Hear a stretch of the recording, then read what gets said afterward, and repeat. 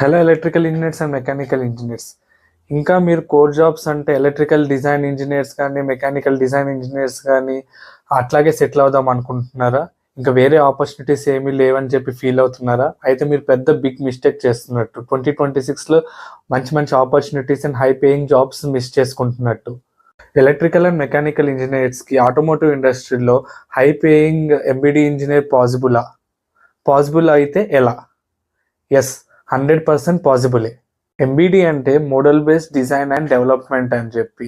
So real వెహికల్లో మన algorithms అన్ని డైరెక్ట్గా రాయకుండా మ్యాట్లాబ్ అండ్ సిమ్లింక్లో వాటి సిస్టమ్ని మోడల్ చేసి దాన్ని డిజైన్ చేస్తాము, టెస్ట్ చేస్తాము, వ్యాలిడేట్ చేస్తాము, అన్నీ మ్యాట్లాబ్ అండ్ సిమ్లింక్ నుంచే చేస్తాం. అదొక ఎంబీడీ ఇంజనీర్ ఒక రోల్. ఎగ్జాంపుల్గా చెప్పాలి అంటే engine modeling, braking modeling, steering modeling, power train design and development, ADAS systems, autonomous driving systems and autonomous driving algorithms అన్నీ కూడా మనం మ్యాట్లాబ్ సిమ్లింక్లోనే డిజైన్ చేస్తాం. So why electrical and mechanical engineers are perfect for MBD engineers?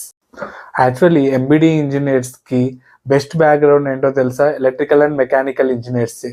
ఎందుకంటే mechanical వాళ్ళకి already system modeling అంటే idea ఉంటుంది, and electrical వాళ్ళకు కూడా సిస్టమ్ మోడలింగ్ అంటే ఐడియా ఉంటుంది. ఫర్ ఎగ్జాంపుల్ మెకానికల్ ఇంజనీర్స్కి వచ్చేటప్పటికి వెహికల్ డైనమిక్స్ మీద, థర్మోడైనమిక్స్ మీద, బ్రేకింగ్ సిస్టమ్ వర్కింగ్ మీద అండ్ స్టీరింగ్ మోడలింగ్ మీద అంతా ఐడియా ఉంటుంది.